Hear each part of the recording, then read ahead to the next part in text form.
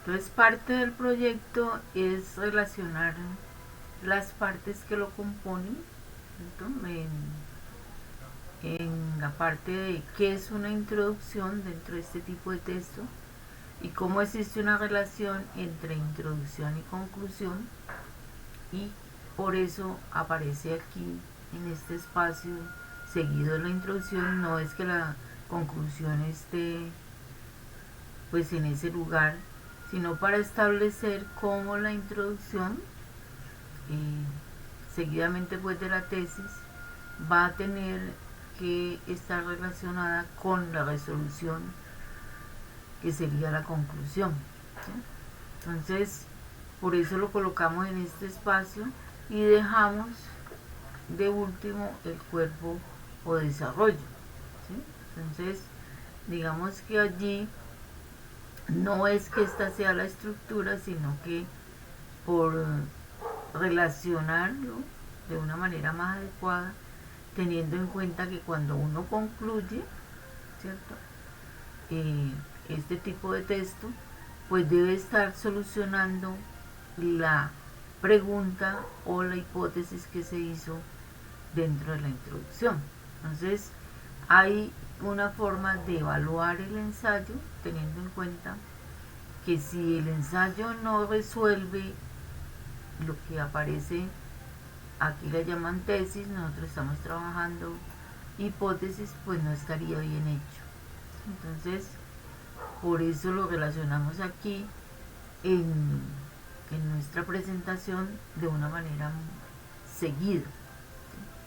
Así es como la forma que debe quedar clara para cada uno de los escritores y las escritoras. Entonces, cuando hablamos de conclusión, eh, pues allí estaríamos tomando todo lo que se ha planificado a través de los planes de escritura, lo que ustedes han aprendido, conocimiento previo sobre el tema, y lo que después de las lecturas uno va adquiriendo poco a poco. El conocimiento previo es necesario y adecuado pues para los procesos de aprendizaje, no solamente en nuestra asignatura, sino en cualquier forma de conocimiento, ¿sí? Cualquier área del conocimiento, y permite pues que uno lo que ya sabe, que nosotros tenemos unos saberes, no estamos vacíos, puedan poderse mover y restablecer un nuevo saber, ¿sí? Entonces, digamos que hay una conjugación entre lo que uno sabe con lo nuevo que llega, y en ese proceso, dice Vygotsky, estaría el proceso de aprendizaje. Que la concepción antigua del aprendizaje es que uno no sabe nada y que está vacío, y la escuela, los profesores llenan ese espacio, ¿sí? Que es una concepción pues errónea del aprendizaje. El cuerpo, digamos, va a estar establecido en toda la parte que ustedes han venido trabajando en términos de los 3 documentos que debemos revisar para establecer cuáles son, digamos,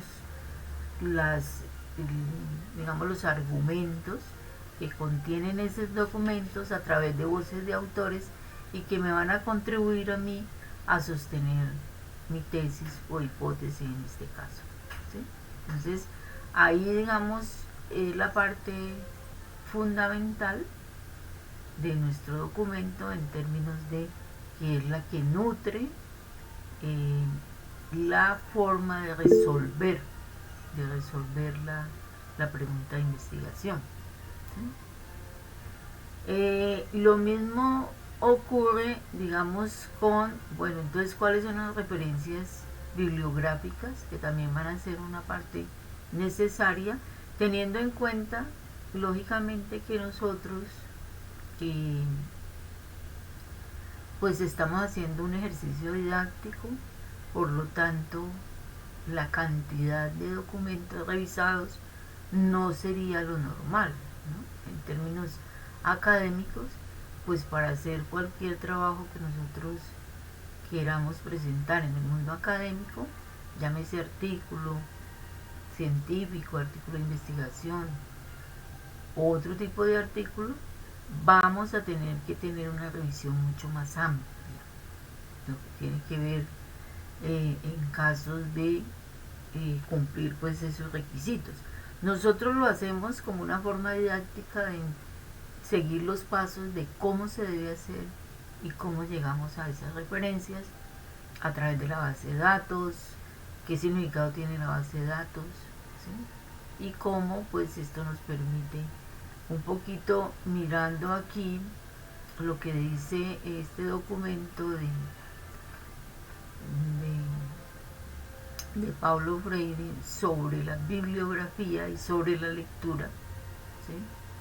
Pues nos trae a cuento lo que en cierta forma nosotros pensaríamos frente a un estudiante en términos universitarios, qué necesitamos nosotros como estudiantes para abordar bibliografías y autores, ¿sí? Entonces él hace una revisión crítica de la necesidad de que el lector sea un sujeto de acción, ¿sí? Que el texto pues tenga una comprensión adecuada y que nosotros como lectores pues encontremos la esencia de lo expresado allí. No solamente lo utilicemos para argumentar, sino que podamos comprender realmente qué dice el documento. ¿Sí? Bueno, y por acá nos habla, entonces, una vez establezcamos la relación entre el pasaje, o sea, lo que vamos a la cita que estamos estudiando y nuestro tema de interés, deberíamos apuntarlo en una ficha con un título que asocie el tema específico de estudio. Dado que un texto escrito nos ofrece la posibilidad, deberíamos tomarnos el tiempo, esto es lo que la universidad, hay veces cuando tenemos tantas asignaturas no lo tenemos, para reflexionar sobre esa lectura, ¿sí? En suma, el acto de estudiar es una actitud frente a la realidad, en razón de lo cual no puede reducirse a una relación entre el lector y el libro o el texto, ¿sí? Bueno, él hace aquí toda una disquisición sobre pues, la forma en que nosotros asumimos nuestras lecturas para establecer pues una relación con los textos que nosotros en este caso hemos seleccionado, ¿sí? Entonces debe haber una mejor comprensión y el uso de ese texto pues debe ser modesto, teniendo en cuenta la voz del otro, ¿sí? Y hacer ese paso de cómo traigo la cita, porque si hay una relación de comprensión con el texto que yo estoy asumiendo, acuérdense que no es solamente que lo usemos, o sea, lo instrumentalicemos, sino que también nos sirva como forma de ir avanzando en nuestra área del conocimiento y conocer cosas que en determinado momento no sabíamos, ¿sí? Entonces eso permite, dice, al compilar una bibliografía existe un propósito intrínseco: centralizar y estimular al lector potencial el deseo de aprender más. Creo que en esto por lo menos yo me identifico en términos de lo que sería la propuesta. Cuando una bibliografía no satisface este objetivo, cuando parece que falta algo o no supone un desafío a los lectores, la motivación para utilizarla, dice el autor, queda debilitada. Se convierte pues en algo inútil y queda perdido para siempre en los cajones del escritorio, ¿sí? Ahora, todo esto requiere proceso, no es de un momento a otro, ni es una técnica, sino es un ejercicio permanente. Dice, existen 3 clases de público cuando se desarrolla una bibliografía: las personas a quienes va dirigida, los autores citados y el conjunto de los más de los otros escritores pues, que están allí. No es posible compilar una bibliografía copiando títulos al azar a partir de comentarios, ¿sí? Entonces, miren que allí nos encontramos con este documento en la medida que nosotros consideramos la bibliografía desde una base de datos arbitrada, específica, y hicimos todo el proceso para no buscarlo de manera arbitraria, sino poder hacer una verdadera lectura, teniendo en cuenta pues lo que tiene que ver con ustedes y sus otros compromisos. Es más, una bibliografía no debería presidir lecturas de modo dogmático, deberían suponer un desafío para quienes leen.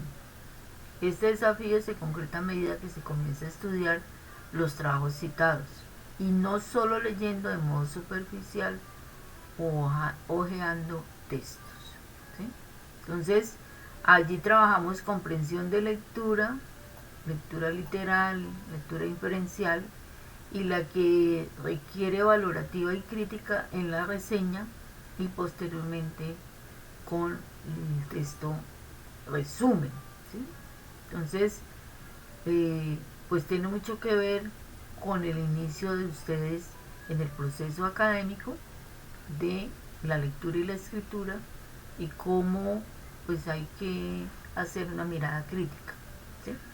Entonces dice: el efecto de estudiar es una tarea difícil que requiere una actitud crítica sistemática y una disciplina intelectual que solo se adquiere con la práctica.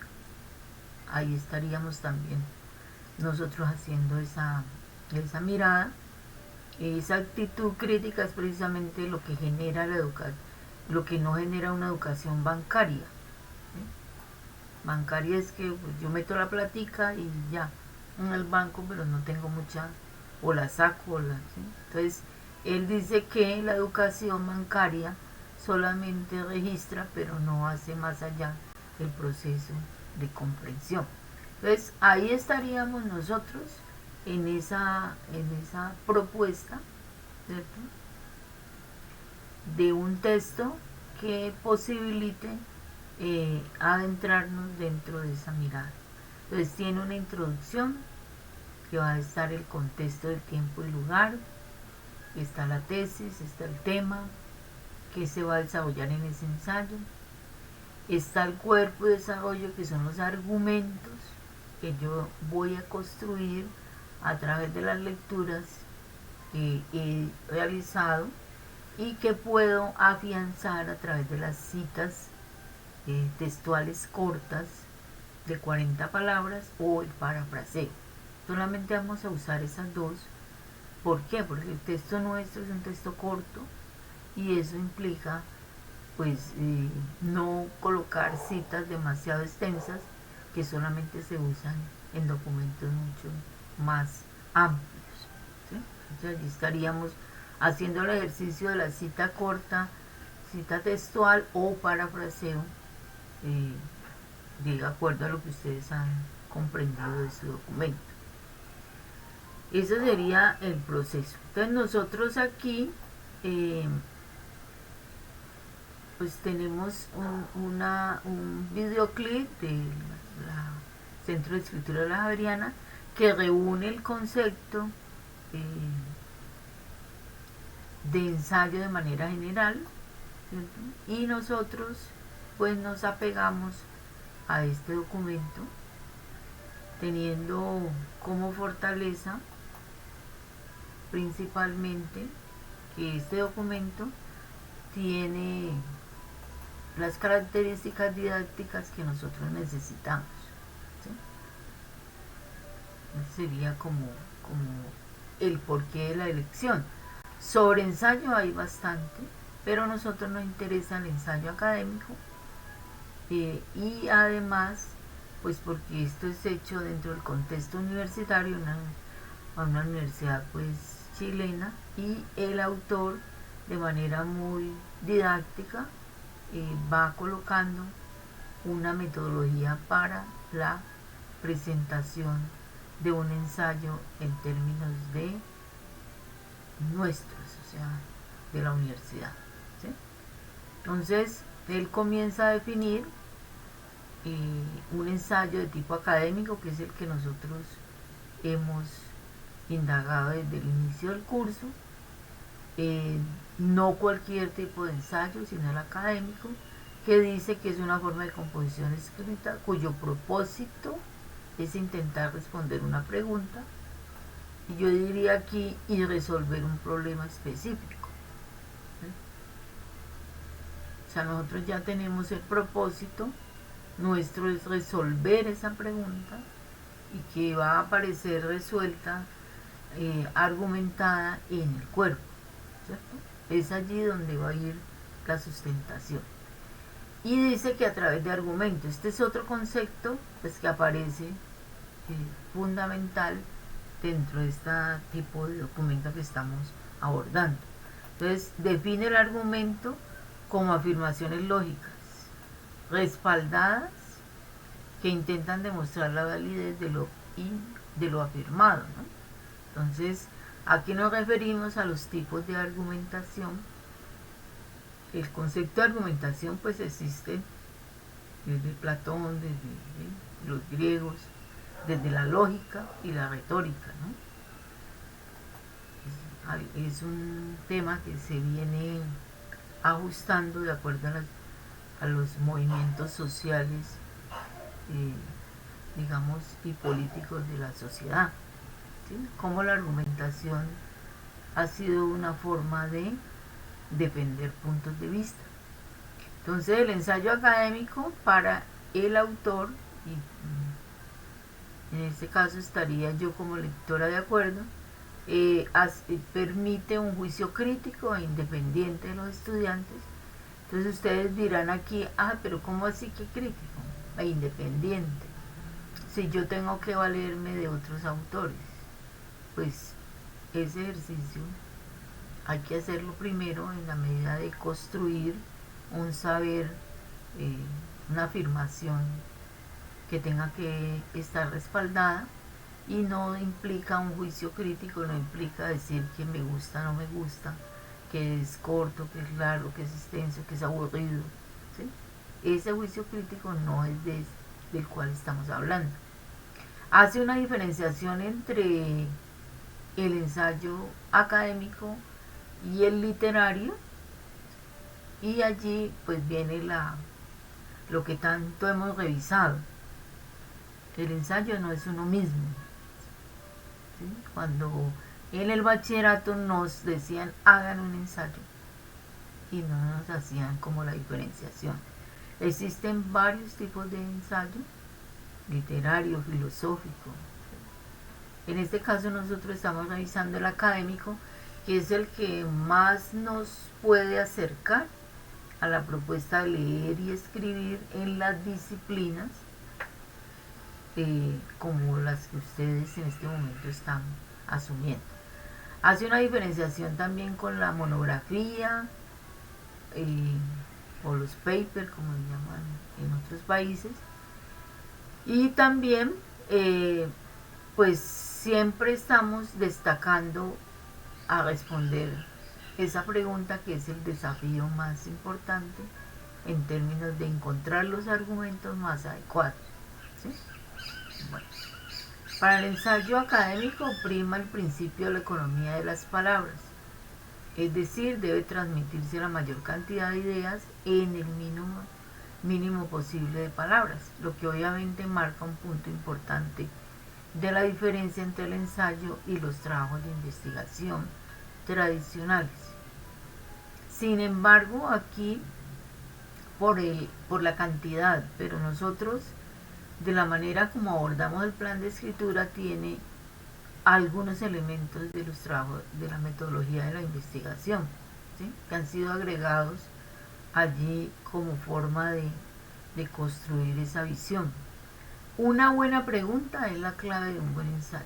Entonces recuerde que hemos estado revisando varias veces el concepto de pregunta 1 y cómo la hicimos nosotros y cómo lo fuimos la hemos ido modificando, dándole el sentido lógico que requiere, el ordenamiento, las palabras adecuadas y que complemente pues todo lo que supuestamente yo me he hecho como interrogante, ¿sí?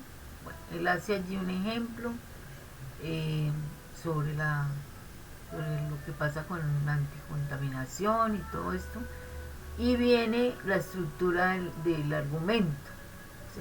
Entonces allí nos refiere al, al modelo matemático, ¿sí? Y trae pues al filósofo Stephen Toulmin, quien es el que aporta pues el concepto de estructura de la argumentación, ¿sí? Entonces dice, primero se necesita una afirmación o conclusión para que se pueda ser validada, debe estar respaldada por datos. Entonces tenemos afirmación, datos, ¿cierto? Y justificaciones. O sea que estos son los elementos que debe constituir un concepto de argumentación, ¿sí? Esa es, digamos, la estructura básica. A través de esa estructura, el autor pues, de este ensayo sobre el ensayo nos hace un recorrido de un ejemplo para entender este esquema, ¿sí? Entonces, pues nos da las coordenadas de cómo vamos a leerlo de ahora en adelante en términos pues de la aplicación del ejemplo, ¿sí? Entonces está Harry nació en Bermudas, por lo tanto Harry ciudadano tal, argumento. Entonces dice, esta es la construcción más básica en la cual se afirma o concluye, que eso es lo que hacemos como permanentemente, algo sobre la base de un hecho conocido y que se toma como cierto, porque hay un dato. Sin embargo, podría no ser del todo claro para el lector cuál es la relación entre la conclusión y la evidencia aportada. Por ello es que es preciso incorporar una justificación. Y hace todo el análisis pues del ejemplo que trae para precisar ya si ese argumento qué objeciones podría tener, ¿sí? Y qué presunciones pues hace uno cuando trabaja una argumentación, ¿sí? Que se va a convertir después. Entonces, si Harry nació en Bermuda, por lo tanto, lo más probable es que Harry sea ciudadano británico, debido a que un hombre nacido en Bermuda puede ser considerado como un ciudadano británico, a menos que, ¿sí?, ambos padres no sean británicos o que Harry haya decidido nacionalizarse chileno, teniendo en cuenta que en varias leyes actuales, tales como tales, que establecen que los sujetos nacidos en Bermuda tienen el derecho de la nacionalidad británica. Entonces, miren, de una argumentación sencilla del esquema inicial, pues se va dando los argumentos para poder identificar si ese argumento con el cual yo estoy trabajando si es válido y no es una falacia, ¿sí? Sería como algo allí que hace, él hace todo el análisis del ejemplo para revisar argumentación a través del modelo de Toulmin, que es el padre pues de la argumentación. Entonces nos hace también unas sugerencias, calidad sobre la cantidad, o sea que aunque hay ensayos extensos, pues hace aquí la anotación con respecto al tipo de ensayo que nosotros queremos abordar, o sea que haya una profundidad sobre el tema anotado y que no se bote mucha corriente, ¿cierto?, en la cantidad, que en últimas no desarrolle una propuesta argumental. Hay que evitar el sentido común. Aquí nos volvemos a los ensayos iniciales, cuando entramos al curso, qué ideas de ensayo teníamos nosotros y cuál ha sido la formación que nosotros hemos recibido con respecto a la escritura, a la lectura y específicamente pues este tipo de texto. Entonces se supone que un buen ensayo académico se escribe desde la perspectiva de un experto. Aquí nosotros no somos expertos, pero estamos posiblemente en el camino si leemos, si comprendemos lo que leemos, pero si nos quedamos con lo mismo, pues ahí ya si no avanzaríamos, ¿sí? Bueno, entonces que esas frases que nosotros expresamos en nuestro ensayo deben de tener un respaldo, ¿sí?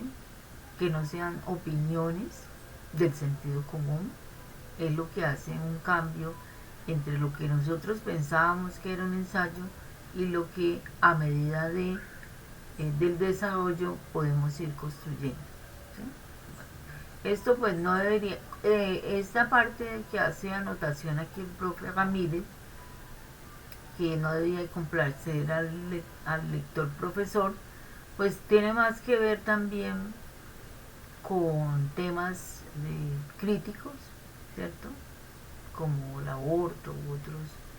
Nosotros no estamos trabajando esas temáticas, sino desde la disciplina, y pues que allí el estudiante puede verse, digamos, cohibido, dependiendo pues de la posición que en determinado momento el profesor pueda tener frente a esas temáticas, ¿sí? Unas temáticas pues que son las de discusión que aparecen permanentemente en nuestra sociedad. Las conclusiones deberían tomarse, digamos, depende del curso, bueno, que hace un poco un análisis de cuáles son, digamos, dice, debería tomarse, depende del curso, profesor y disciplina. Entonces, nosotros estamos en comprensión y producción de textos académicos, nos interesa trabajar un proceso de escritura para mejorar nuestras competencias de lectura, escritura y comprensión a través de un proyecto y que nos acerque también a la disciplina. Este acercamiento a la disciplina pues no va a ser, digamos, vamos a salir expertos en ello, tampoco, ¿cierto? Hay que ser, digamos, humildes y decir que vamos a hacer una revisión sobre algunos conceptos, y pues todo depende también del lector. O sea, usted como lector responsable de su propuesta pues va a hacer ese proceso. Eso no lo hace el maestro ni lo hace la clase, ya es una relación autónoma de cada uno de nosotros con relación a cómo vamos a hacer esos procesos de lectura. Entonces dice en la que se escribe, por ejemplo, un ensayo en historia tiende a ser menos interpretativo y por ende se espera una conclusión menos arriesgada. Entonces, dependiendo del tipo de ensayo, no, aquí no sería el tipo de ensayo, no, sino en el área de la cual nosotros estemos trabajando, ¿sí? Entonces, en historia hay unos puntos clave y no puedo pues inventar. Se espera que uno de sociología política, y ambos a su vez pueden ser menos restrictivos en términos de las conclusiones que podrían formularse en una norma jurídica. Aquí todavía es más complicado, ¿sí? De igual forma, el nivel de análisis esperado en el ensayo de un alumno de quinto año es mucho más alto, por ende existen más expectativas que de un alumno de primer año, ¿sí? En lo personal, dice el autor, yo tiendo a favorecer los ensayos en que se presentan posturas originales, que es lo que no estamos haciendo nosotros. Original en la pregunta y en la forma en que ustedes organizan la argumentación. Esto debido a que este tipo de postura implica mayor dominio del tema, que también es paradójico hay veces, ¿sí? Lo que podría implicar un aporte genuino de mayor comprensión. Bueno, ese sería como... ¿Cuál entonces es la estructura? Una corta introducción de 1 o 2 párrafos. Nosotros hemos planeado 3 párrafos pero digamos yo pensaría que en términos de tiempo y de si realmente hay una revisión lo más seria posible, pues podríamos pensar una introducción de dos párrafos, dejar los tres de cuerpo, que es la argumentación, y dos de conclusión. O sea, ahí le vamos a bajar un párrafo a introducción y un párrafo a conclusión. ¿Sí? Entonces el autor nos dice que este es el 3% del total de todo el texto. Y aquí el 90% está reunido entre el cuerpo y la conclusión. Es el cuerpo del ensayo en el que se desarrolló el argumento en el orden definido por la introducción. Recuerden que lo hablamos al inicio porque colocamos en nuestra presentación de la clase en el campus virtual la introducción seguida de la conclusión. Por lo general, la primera parte de un ensayo casi siempre inicia un resumen relevante del tema que estemos trabajando. Esto pues lo vamos a hacer acompañaditos de qué va primero, qué va después. Después ustedes tendrán su propia dinámica. ¿Sí? Entonces esto vale el 90%. Toda esta carga de argumentos para llegar a nuestras conclusiones. Ese sería el 90%, o sea, la mayoría del ensayo. Y el 7%, las referencias bibliográficas. ¿Sí? Esas referencias bibliográficas constituyen una parte muy relevante en un ensayo, ya que al estar regido por el principio de la economía, se supone que el texto del cuerpo del ensayo está densamente estructurado. Aquí hablamos de múltiples, no, pues porque es un texto muy corto, que lleva al lector pues a las referencias que ustedes hayan seleccionado, se ordenan alfabéticamente, pues ya lo hemos mirado en Norma Zapa cómo se presenta, o las mismas páginas pues nos han dado, hicimos un taller también. Bueno, eso es toda esta parte pues donde él analiza cada una de ellas. ¿Sí? Posteriormente pues en los anexos ya el profesor lo que hace es tomar documentos entregados de pronto en un aula de clase y los va analizando, ¿no? Va haciendo como ese ejercicio allí. Bueno, entonces miremos aquí para cerrar. Nosotros estaríamos aquí en el proyecto, ¿cierto?, de un ensayo académico en nuestra asignatura, y también le agregamos pues que no solamente es resolver una pregunta, sino que establecemos un diálogo entre lo que ustedes como escritores y lo que están leyendo a través de los diferentes autores, pues que no va a ser pues digamos muy completo en la medida de las circunstancias reales, ¿sí?, que son los cursos. No olvidar al hacer una mirada general que cada vez con la construcción de sus argumentos no podemos pues estar en la generalidad, hay que limitar el tiempo y el espacio, eso lo hablamos en la pregunta de investigación, que revisemos muy bien la incoherencia. Recuerden que estuvimos mirando el texto de Casani cuando lo desordenamos y lo organizamos y vimos cómo la coherencia es una de las características fundamentales de un texto académico o un texto que llame texto. ¿Sí?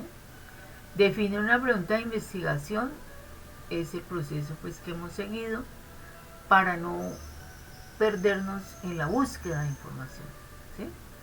Y la respuesta pues va a ser el ensayo académico con respuestas claras, coherentes y estructuradas pues de la manera lo mejor posible. ¿Sí? Esas preguntas se han revisado desde la conveniencia, desde qué relevancia social tienen, qué implicaciones prácticas podríamos indagar allí, cuál es el valor teórico y cuál sería la utilidad metodológica.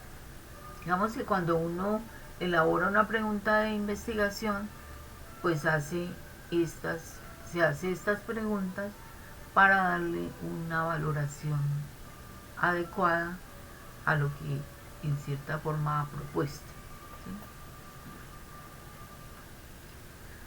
¿Sí? Listo. Ese sería como el ejercicio ahí fundamental.